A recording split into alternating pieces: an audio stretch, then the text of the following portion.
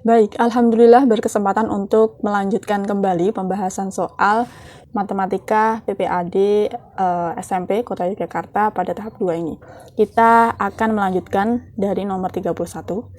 Nomor 31 langsung saja di sini diketahui bahwa segitiga ABC kongruen dengan segitiga DEF. Pernyataan yang benar di bawah ini adalah kita ubah dulu untuk posisi dari segitiga DEF ini seperti segitiga ABC biar nanti kita mudah untuk melihatnya. Kalau misal DEF ini kita ubah jadi seperti ABC begini. Nah, kita tahu bahwa sudut F di sini besarnya 57,9. Nah, sedangkan yang memungkinkan di sini berarti kan sebelah sini. Karena kalau mau membuktikan ini kalau misalnya dijumlah kemudian 180 kurangi dengan jumlahannya ini akan menghasilkan ini, sisanya 57,9. Nah, maka yang memungkinkan sudut yang sesuai dengan F ini sebelah sini 57,9. Di sini F. Nah, di depan sudut F itu sisi ED. Nah, tapi kan kita bingung ini ED-nya yang mana? Yang sini atau yang sini? Nah, maka lebih baik kita tempatkan dulu bahwa 8 cm itu sama di sini. Ini 8 cm. Nah, ada di sebelah sini. Maka yang sini 8 cm. Nah, yang 8 cm itu FD. Berarti otomatis kalau di sini F, maka yang sebelah sini D. Nah, maka satunya E. Sehingga di sini kita bisa mengetahui sudut-sudut yang lainnya. Otomatis di sini 46,6 derajat. Kemudian yang sebelah sini berarti 75,5. Terus yang ini 6 cm. Yang DE 7 cm. Nah, kita periksa untuk pernyataan-pernyataan yang benar yang mana. Oke, yang pertama, ABC apakah sama dengan EDF? Kita lihat ABC berarti yang B ini sama dengan D, enggak, salah. A, BAC. Jadi kalau sudut itu kita fokusnya ke yang tengah. A, apakah sama dengan sudut D? Benar. DE yang sini DE 7 cm benar, EF 6 cm benar. Maka jawabannya yang B. Nomor 32, perhatikan gambar lukisan bunga ABCD ditempel pada sebuah karton PQRS. Ini lukisannya, kemudian kartonnya yang luar ini. Diketahui karton dan lukisan sebangun. Ini yang akan kita pegang. Nah, untuk menentukan panjang AB di sini, kita lihat bahwa PQ ini panjangnya 48 cm, sementara AB bisa dicari dengan mengurangi 48 dengan pinggir-pinggirnya ini. Pinggir-pinggirnya ini kalau misalnya dijumlahkan kan 6 cm. Maka AB-nya ini 48 dikurangi 6 cm atau 42 cm. Maka ini salah. Nah, untuk menentukan panjang BC, kemudian luas lukisan, maka kita harus tahu dulu ini BC-nya. Tetap kita harus mencari tahu panjang BC. Karena di sini untuk lukisan bunga dan kartonnya ini sebangun, maka bisa kita tentukan sisi-sisi yang bersesuaiannya dulu. Nah, di sini AB bersesuaian dengan PQ. Kemudian BC bersesuaian dengan QR. Nah, AB 42, PQ-nya 48. Kemudian BC di sini belum tahu, kita misalkan X. Kemudian QR-nya 64. Nah, tinggal kita kali silang ini. Untuk menentukan nilai X, maka ini bisa kita kalikan 42 kali 64. Nah, dibagi dengan ini 48. Jadi sini 42 kali 64 terus dibagi 48. Nah, mana yang harus kita sederhanakan nih? Masing-masing ini bisa dibagi 6, 42 dibagi 6 itu 7, 48 dibagi 6 itu dapat 8. Dan 64 ini bisa dibagi 8, ini bisa kita sederhanakan 64 bagi 8, 8. Berarti kita kalikan 7 dengan 8. 7 kalikan 8 itu 56. Sehingga ya pernyataan 2 benar. Tadi yang kedua. Nah, lukisan bunganya. Luas lukisan bunga. Berarti di sini tinggal kita kalikan 42 cm dengan 56 cm. 2352 cm pangkat 2. Nah, ini kan tidak sesuai. maka nomor 4 ini. Yang benar nomor 2 dan nomor 4. Nah. Oke, nomor 33. Di sini sekelompok regu pramuka ingin mengukur lebar sungai atau PB. Ini lebar sungainya. Kemudian caranya dengan memasang patok di titik A, B, C, D. A, B, C, D. Dengan posisi sama seperti gambar. Dari hasil pengukuran didapatkan jarak antara patok adalah sebagai berikut. Jarak patok A ke B adalah 3 meter. 3 meter. Kemudian B ke C 4 meter. B ke C 4 meter. Kemudian A ke D itu 6. Nah, kalau gambarnya seperti ini, maka kita perlu melihat bahwa segitiga yang sebangun itu PBC atau segitiga PBC itu sebangun dengan segitiga yang besar ini, yang PDA. Nah, karena ini, maka konsekuensinya sisi-sisi yang bersesuaian adalah yang pertama CB dengan DA. CB per DA. Kemudian itu akan sebanding dengan perbandingan antara sisi yang ini, yang pinggir yang PB dengan yang PA. Nah, karena segitiganya itu yang kecil ini dan yang besar, maka CB banding CB per DA sama dengan PB per PA. Karena kita tidak tahu PB ini dan yang akan kita cari, kita misalkan dengan X. CB di sini 4 meter, DA 6, PB-nya X, PA itu berarti di sini X tambah 3. Nah, gini. Tinggal kita kalikan ini. 6 kali X, 6X. Kemudian 4 kali X tambah 3. Nah, kita ingat lagi untuk perkalian bentuk aljabar. 4 kali X tambah 3 itu bisa kita kalikan dengan sifat distributif. 4 kali X, 4X. 4 kali 3, 12. Ya, ini 4X tambah 12. Nah, ini sebagai catatan. Kemudian kita jadikan satu ruas suku-suku yang sejenis. 6X kurangi 4X sama dengan 12. Ini 2X sama dengan 12. Maka untuk nilai X-nya itu berarti tinggal kita bagi 12 dengan 2, 6. Nah, udah. Ini kita temukan untuk nilai X-nya atau PB-nya ini 6 meter. Lanjut ya, nomor 34. Diketahui luas permukaan bangun ruang ini 100 pi cm pangkat 2. Jika jari-jari bola, jari-jari kerucut, dan tinggi kerucut itu diperbesar 2 kali lipat. Jari-jari bola, jari-jari kerucut, tinggi kerucut diperbesar 2 kali lipat. Nah, maka luas permukaan bangun ruang yang baru. Untuk menentukan luas permukaan dari bangun ini, bisa kita cari dengan menjumlahkan luas selimut dari kerucutnya dan luas dari setengah bola. Ini kalau misalnya kita bedah ya, ini akan jadi ini, 1 selimut kerucut dan sini bolanya. Bola. Nah, bolanya. Nah, maka untuk menentukan luas permukaan dari bangun ini kita gunakan rumus luas selimut kerucut dan juga luas permukaan dari setengah bola. Untuk rumus dari luas selimut kerucut itu PRS. PRS. Nah, untuk luas setengah bola itu 2PR kuadrat. Nah, karena di sini ada perubahan ukuran, kita tentukan dulu untuk luas permukaan yang kedua. Jadi ketika jari-jari bolanya, jari-jari kerucutnya, sama tinggi kerucutnya itu diperbesar. Nah, untuk kerucut ini yang berpengaruh adalah S, karena di sini S, tidak ada tinggi. Kita tidak memerlukan tinggi.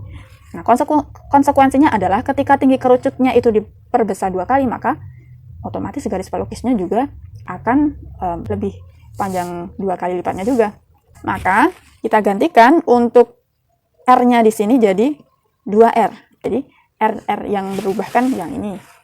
Yang R, S, nah, sama yang ini. Itu yang berubah. Jadi 2 kali lipatnya. Jadi bisa kita tulis untuk R-nya ini jadi 2R. Kemudian S-nya jadi 2S 2pi R kuadrat. Nah, ini jadi 2R pangkat 2. Ini setelah diperbesar. Kemudian kita kalikan 2 kali 2, 4. Jadi ini jadi 4pi RS. Kemudian yang ini jadi pangkat 2, 4 juga. 4, 2pi R. Nah, ini bisa kita tulis lebih sederhana lagi, jadi 4 kali pi RS tambah, oh ini R kuadrat, 2pi R kuadrat. Nah, gitu. Sehingga kita tahu bahwa ini adalah luas permukaan dari bangun sebelum diperbesar ukuran-ukurannya. Nah, sehingga ini bisa kita ganti dengan 100 pi. Ini 100 pi sama dengan 100 pi. Maka untuk luas bangun yang baru itu 400 pi. 4 kalinya. Soal nomor 35 adalah soal literasi mengenai hukum Archimedes. Nah, intinya di sini adalah berdasarkan si Archimedes ini, apabila sebuah tabung berdiameter 48 cm berisi air setinggi 20 cm dimasukkan 3 bola besi masing-masing berdiameter 12 cm, maka tinggi air dalam tabung mengalami kenaikan. Jadi ada bola 3, ini ketika dimasukkan maka tinggi airnya jadi meningkat gitu, bertambah. Nah, tinggi air setelah dimasukkan 3 bola besi. Jadi kita cari tinggi air ini, delta T-nya atau perubahan ketinggiannya. Nah, ini awalnya segini. Ketika dimasukkan, jadi seperti ini. Oke, sebelumnya kita ingat dulu untuk volume dari sebuah tabung. Tabung yang berpengaruh adalah jari-jari dan tingginya, karena rumusnya pi R kuadrat kali T. Sehingga kalau mau mencari tinggi di sini, mencari tingginya, maka kita perlu volume tabungnya dibagi dengan pi kalikan R dari tabungnya, kemudian dikuadratkan. Nah, oke. Biar lebih mudah ya, biar angkanya lebih sedikit, maka kita fokus aja ke delta T-nya ini, pertambahan tingginya. Nah, sehingga ketika mencari delta T-nya ini atau pertambahan tingginya, maka volume di sini yang kita fokuskan adalah volume dari air yang bertambah atau volume dari bola-bolanya ini. Jadi volume yang bertambah ini kan sama dengan volume dari si bolanya. Maka kita ganti ini dengan volume pertambahan air. Volume pertambahan air, di mana volume pertambahan airnya ini sama dengan volume dari 3 bola yang dimasukkan. Kemudian ini pi kalikan R tabung dikuadratkan. Nah, kemudian di sini untuk volume pertambahan airnya kan sama dengan volume dari 3 bola yang dimasukkan. Rumus volume dari bola, kita ingat lagi, 4/3 kali pi kali R pangkat 3. Kalau ada 3 bola, maka 3 kali 4/3 kali pi kali R pangkat 3. R-nya bola di sini coba kita cari. 3 bola besi masing-masing berdiameter 12 cm, sehingga ketika diameternya 12 cm, maka jari-jarinya 6. 6 kali 6 kali 6. Dibagi pi-nya kita tulis. Ya, yang di sini adalah R dari tabungnya. R tabung, ini diameter tabung berdiameter 48 cm. Maka ketika diameternya 48 berarti jari-jarinya 24. Oh ya. Ini ya. Nah, sekarang ini tinggal kita sederhanakan. Coba yang ini. Nah, kemudian ini. Nah, mana lagi? Nah, 6 kali 4 ini kan 24. Berarti bisa kita sederhanakan dengan yang ini. Untuk ini juga bisa kita sederhanakan. 24 dibagi 6 ini 1, 24 bagi 6 4. Ini bisa disederhanakan lagi, jadi 3/2. Maka untuk pertambahan tingginya itu 1,5 cm. Maka tinggi air setelah dimasukkan 3 bola besi. Nah, tinggi air. Tingginya tadi awalnya ini 20 cm. Kemudian pertambahan tingginya itu 1,5 cm. Jadinya 21,5 cm. Oke, jawabannya C. Kita lanjutkan nomor 36. Di sini diketahui koordinat dari titik A, B, C itu membentuk segitiga. Nah, di sini kan cuma 3 titik, tapi kenapa pilihannya ada 4 ya? Sampai D. Yaudah kita abaikan aja yang ini. Kemudian ABC didilatasikan dengan pusat 0,0 dan faktor skalanya 2. Kemudian direfleksikan terhadap garis Y sama dengan negatif X dan dilanjutkan rotasi 90 derajat dengan pusat 0,0 searah jarum jam. Koordinat hasil bayangannya. Oke. Pertama ini masing-masing titik. Nih. Masing-masing titik itu kita dilatasikan dulu ya. ABC didilatasikan dengan pusat 0,0. Faktor skalanya 2.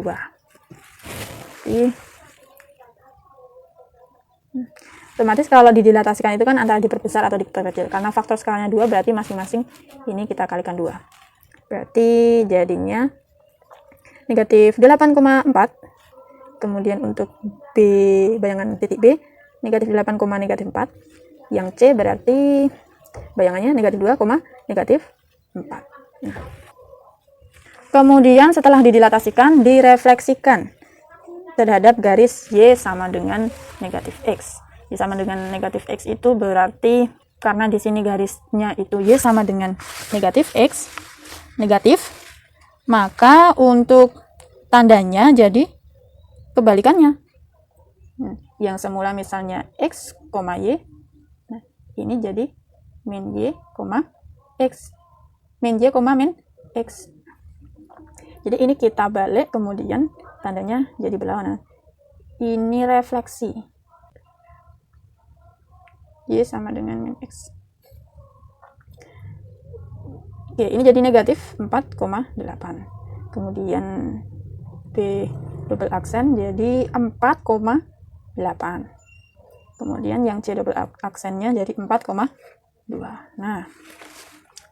Nah, yang harus sangat berpikir itu yang rotasi. Kalau misalnya teman-teman tidak hafal dengan apa namanya itu, dengan ininya, dengan istilahnya rumusnya gitu ya, itu sebenarnya nggak masalah, bisa dicari tahu. Asalkan kita tahu bahwa konsep rotasi di sini kan diputar. Karena di sini searah dengan jarum jam, otomatis kalau misalnya titiknya itu ada di sini ya, misalnya ini ada koordinat, kemudian titiknya itu misalnya ada di sini. Ini nggak tahu koordinatnya misalnya X, Y. Yang namanya rotasi itu kan diputar sini. Jadi nanti kalau misalnya searah jarum jam, otomatis muternya ke sana. Nah, untuk 90 derajat itu kira-kira ada di sebelah sini. 90 ini.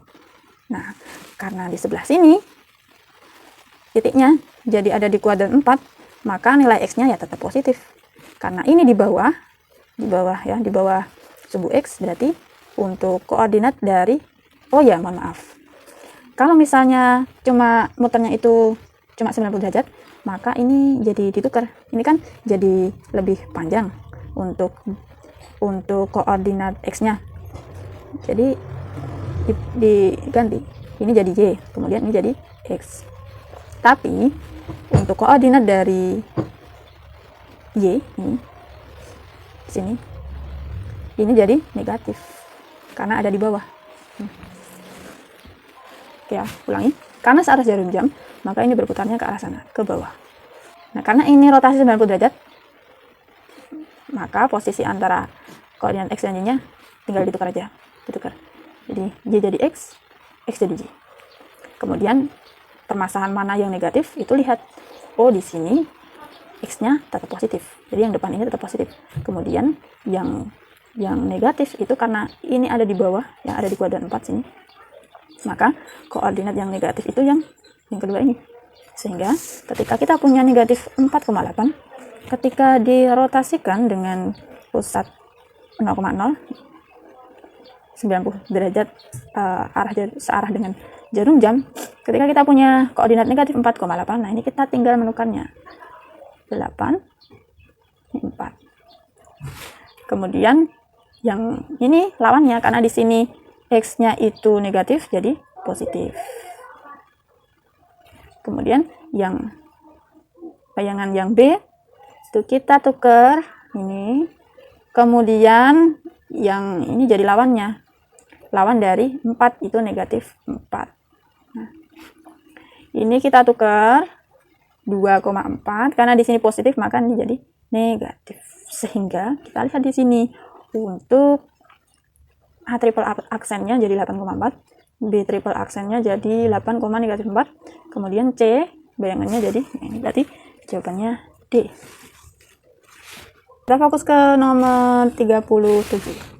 Pertanyaannya, kurs rupiah yang mengalami kenaikan tertinggi. Ingat, kenaikan tertinggi itu tidak kemudian kita memilih yang paling tinggi kan.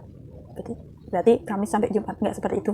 Kita harus cek dulu untuk pertambahan dari kurs rupiah. Nah, kalau misalnya berdasarkan gambar, ini kan kemungkinannya berarti antara ini yang dari Rabu sampai Kamis atau Kamis sampai Jumat.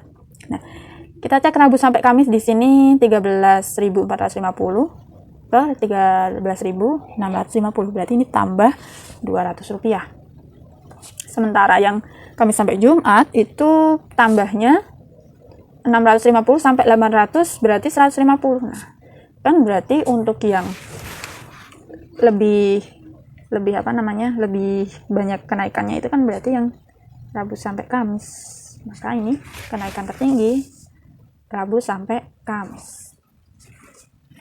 Nomor 38. Di sini diketahui bahwa nilai rata-rata ulangan matematika 32 siswa. Itu rata-ratanya 75. Kemudian jumlah siswa laki-laki itu ada 24. Nah, nilai rata-rata siswa laki-laki lebih tinggi dari nilai rata-rata siswa perempuan. Lebih tinggi, laki-laki lebih tinggi. Nah, kemudian selisih nilai rata-rata laki-laki dan perempuan itu 4.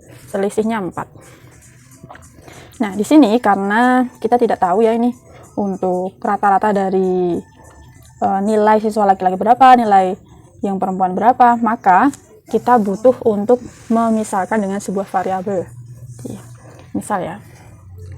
Misal, kalau misalnya rata-rata nilai siswa laki-laki itu misalnya X, maka untuk rata-rata dari nilai siswa perempuan itu berarti X kurangi 4. Kenapa X kurangi 4? Karena di sini yang laki-laki kan lebih tinggi, sementara selisihnya itu 4. Berarti kalau misalnya rata-rata nilai siswa laki-lakinya itu X, berarti untuk yang rata-rata nilai siswa perempuannya X dikurangi, karena pasti lebih rendah, X kurangi 4. Nah, yang diketahui adalah rata-rata keseluruhan siswanya, yaitu 32 siswa ini. Nah, ini ada 75. Nah, kita tahu bahwa untuk memperoleh rata-rata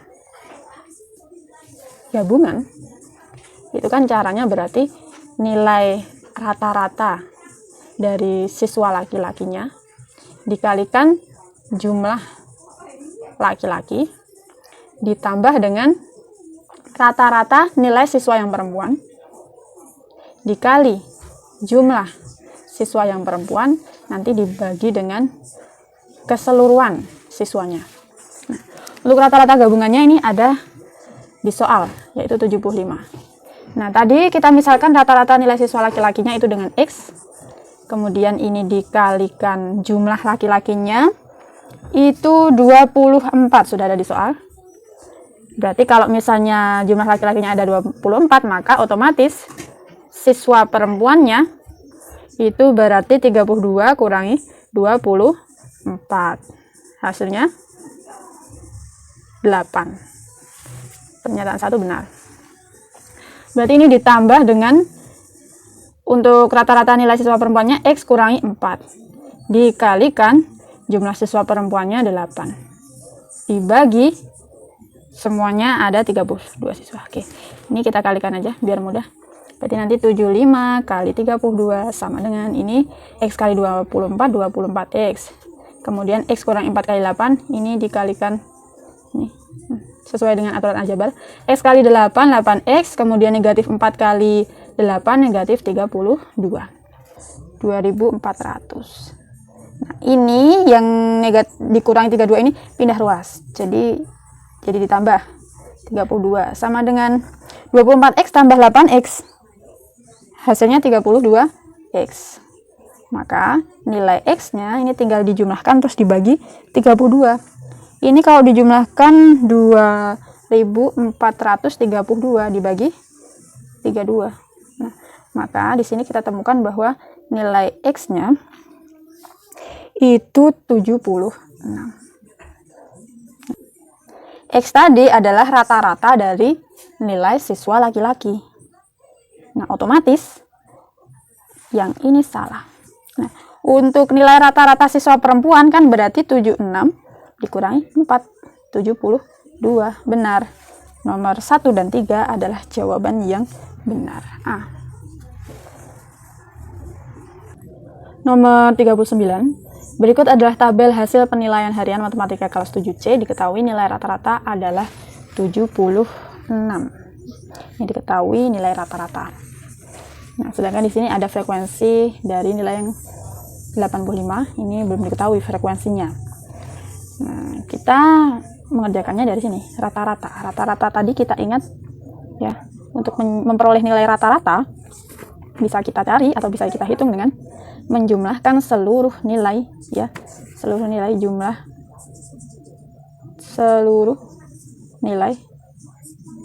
dengan dibagi dengan jumlah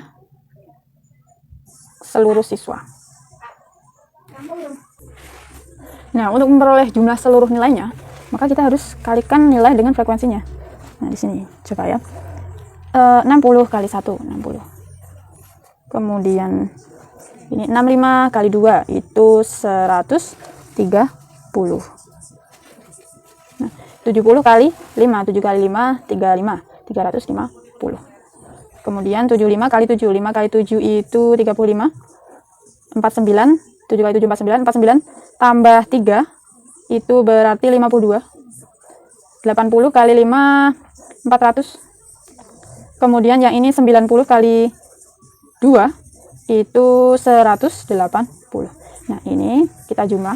Dan jangan lupa, ini kan juga harus disertakan. 85 kali X, 85X. Ini semuanya kalau dijumlahkan, itu kan 1645 plus 85X. Nah, kemudian kalau misalnya siswanya atau frekuensinya, itu ini 1 tambah 2, 3, 3 tambah 5, 8, 8 tambah 7, 15, 22. 22 tambah X. Nah, rata-ratanya diketahui di sini 76. Nah, ini dikalikan. Ditulis dulu biar nanti tidak kebingungan. Nah, ini dikalikan. Nah, 85X. Kemudian 76 kalikan 22 itu 1600. Ya, 1672. Ya. Terus 76 kali X itu 76X. Nah, ini sama dengan 1645 tambah 85X.